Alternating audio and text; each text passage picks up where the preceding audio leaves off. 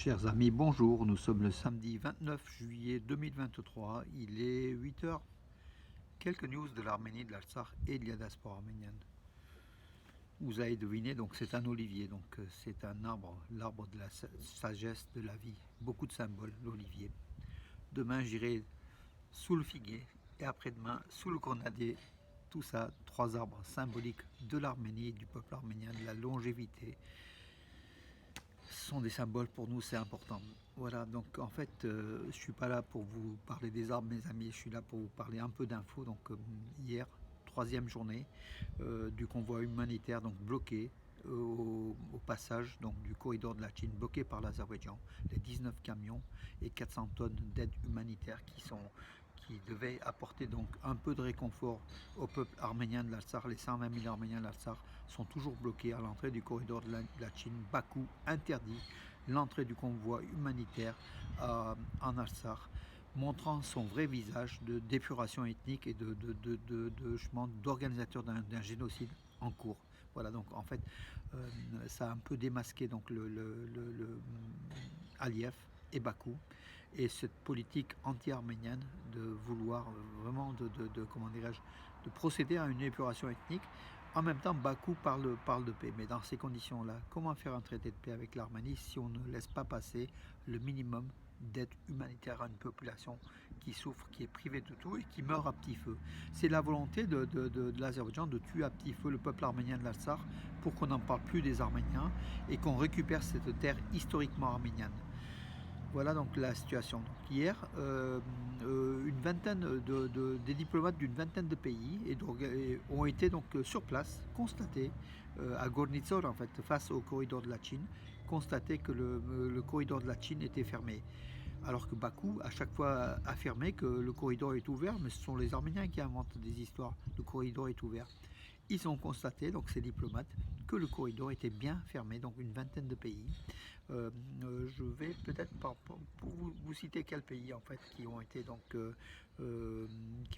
constatés. Donc, alors, entre-temps, donc l'ambassade des États-Unis en Arménie a fait un communiqué sévère affirmant comme avait dit Anthony Blinken, le chef de la diplomatie américaine, nous réitérons l'appel pour la réouverture immédiate du corridor de la Chine.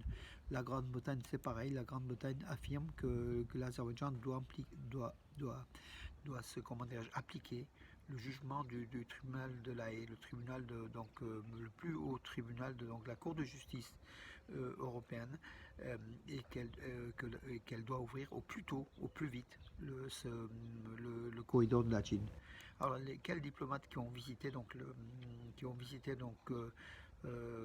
qui ont visité justement le Gornitsor face au corridor de la Chine et constaté que le corridor était bien fermé.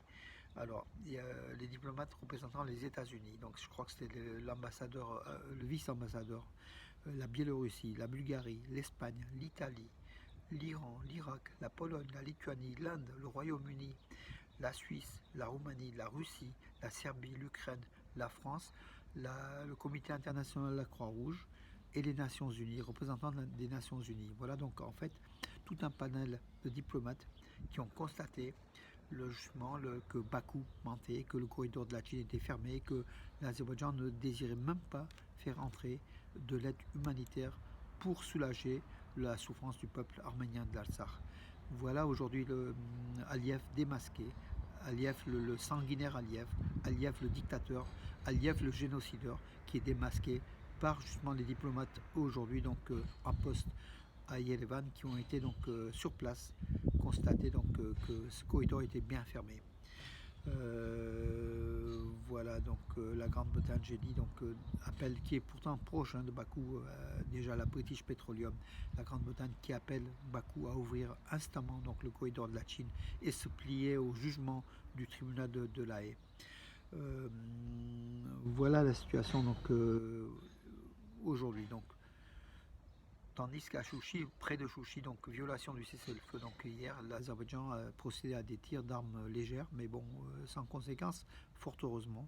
Le rapport a été remis aux forces russes de paix. Les forces russes de paix qui devaient venir chercher le matériel humanitaire, mais ils ne se manifestent pas depuis 3 jours. Les Russes sont aux abonnés absents. à croire qu'ils collaborent avec les Azéris, tout simplement, hein, contre les Arméniens.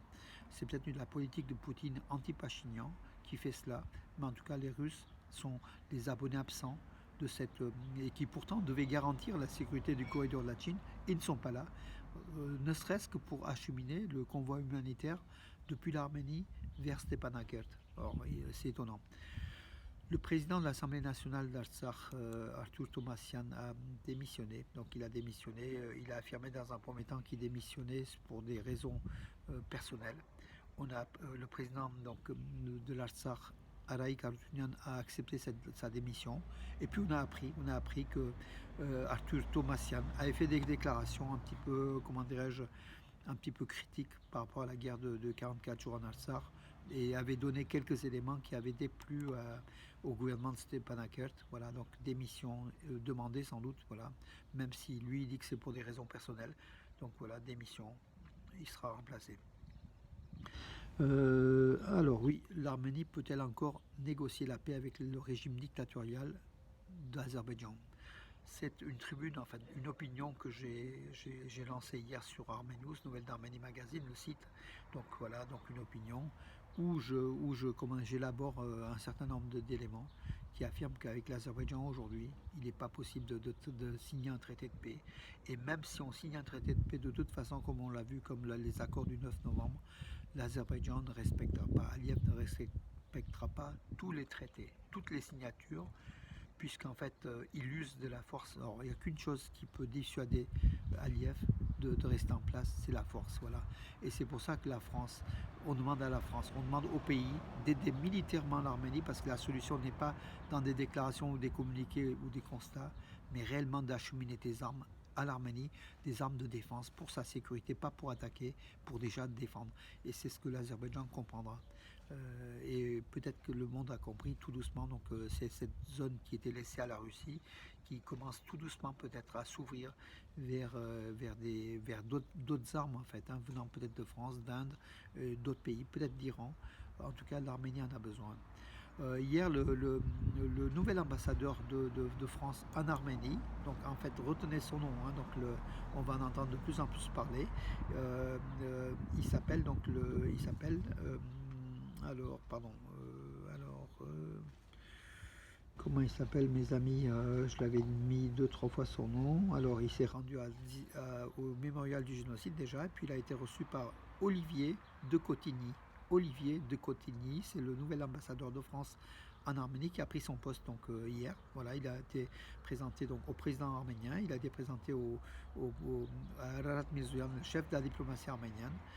Voilà, donc et puis bon, ce dernier a affirmé qu'on continuera donc les bonnes relations entre l'Arménie et la France, et puis surtout la coopération économique arméno-française sur la période 2021-26 qui va continuer cette feuille de route. Voilà, donc de Cotigny, Olivier de Cotigny va continuer cette mission de la France en Arménie, et c'est une bonne chose. On attend par contre aussi de la France qu'elle aide de façon militaire l'Arménie, puisqu'aujourd'hui la demande est faite d'acquisition d'un certain nombre d'armes, et que la France devrait, si elle est l'amie de l'Arménie, aider l'Arménie à, comment dirais-je, faire face militairement à un agresseur, l'Azerbaïdjan. Ce sont des armes de protection, pas des armes de, comment dirais-je, d'attaque. Ce sont des armes de protection dont l'Arménie a besoin pour sa défense, et peut-être aussi pour l'Artsakh.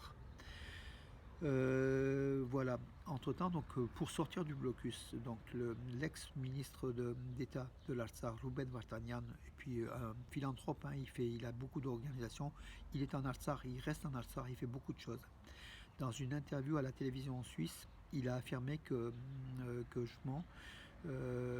les pressions doivent être exercées pour ouvrir le corridor de la Chine vers l'Artsakh, et que parmi l'une de ces solutions aussi, ça passe par l'aérien, vers un couloir aérien, donc entre Stepanakert et l'Arménie, des vols donc d'avions entre justement l'Artsakh et l'Arménie pour désenclaver justement l'Artsakh. Pourquoi pas? Donc l'aéroport de Stepanakert qui est neuf, hein, qui n'a pas servi encore alors qu'il existe depuis déjà une dizaine d'années presque. Il faudrait qu'il puisse, comment dirais-je, qu'on puisse autoriser les vols justement entre l'Artsakh et l'Arménie déjà pour sauver ce qui peut l'être dans et désenclaver cette république de l'Artsakh. Voilà mes amis, écoutez, j'en étais, oui, et puis bon, un petit rappel, cette journaliste turque, donc Uzay, donc pour dire qu'en fait il ne faut pas confondre le peuple turc et puis la politique négationniste de l'État turc génocidaire de 1915 avec les jeunes turcs et puis qui a poursuivi avec la République de 1923 avec Atatürk et qui se poursuit aujourd'hui encore par le dictateur donc Erdogan. Donc tous les Turcs ne sont pas à mettre à la même enseigne, bien sûr. La journaliste turque Uzay Bulat, c'est une belle jeune femme d'ailleurs, hein, donc, elle est proche des Arméniens. Elle affirme que les pauvres nationalistes turcs me traitent de traître pour la défense des Arméniens de l'Artsakh. Elle a pris parti pour les Arméniens de l'Artsakh et elle a rappelé que la Turquie refuse de reconnaître le génocide arménien. Voilà des déclarations courageuses qui, bien sûr, qui mettent comment dirais-je, en colère les nationalistes turcs qui lui en veulent à cette journaliste turque Uzay Bulat. Voilà, donc en tout cas, regardez ce qu'elle fait. Le fait que les Arméniens de l'Artsakh se soient battus avec du sang, de la sueur et des larmes pendant des siècles pour préserver leur patrie ancestrale rend le blocus azerbaïdjanais encore plus inacceptable, insupportable. Les Arméniens de l'Artsakh ont surmonté toutes les difficultés historiques. J'espère qu'ils s'en sortiront aussi. Et puis elle a répondu aux accusations dirigées contre elle par les Turcs avec un autre message. Les pauvres nationalistes turcs me traitent de traître. Selon eux, un vrai Turc patriote devrait être fier de l'extermination des Arméniens. S'il vous plaît, réfléchissez-y une minute. Donc elle s'adresse aux Turcs, hein, réfléchissez-y. Voilà, donc par rapport à cette haine anti-arménienne et puis de glorifier le génocide. Voilà, merci en tout cas à cette dame. Il y en a d'autres, hein, en Turquie, et bravo à tous ceux qui sont libres de s'exprimer au risque, au péril de leur vie, hein, aussi, il faut dire. Voilà mes amis, écoutez, avant de terminer, juste je vais vous en nouvelle de sport, nouvelle donc qui va être sans doute confirmée dans les heures qui viennent, sans doute, donc voilà, mais ne vendons pas la peau de l'ours, mais sans doute, l'Arménien Arsen Zakharian qui joue au Dynamo de Moscou, l'Arméno-Russe, hein, qui est un des joueurs de l'équipe nationale de Russie d'ailleurs, hein, il est international russe. On aurait voulu le mettre dans l'équipe d'Arménie, mais a priori il refuse jusqu'à présent. Il est venu cet été en Arménie, hein, donc voilà, il est reparti. Et là, a priori, Arsen Zakharian, il est contacté pour jouer au RC Strasbourg en France, donc dans le championnat de France à Strasbourg. Avant de passer dans un an sans doute à Chelsea. Chelsea le voulait. Maintenant, donc, le dossier est, comment dirais-je, un peu plus compliqué. Il devrait sans doute passer par la France avant d'aller à Chelsea. Peut-être au RC Strasbourg, donc en championnat de France. On aurait sans doute un Arménien. Puis on aurait voulu aussi Spertian à l'Olympique de Marseille ou dans un autre club. A priori, il reste toujours à Krasnodar. C'est le milieu de terrain de l'équipe d'Arménie aussi, hein.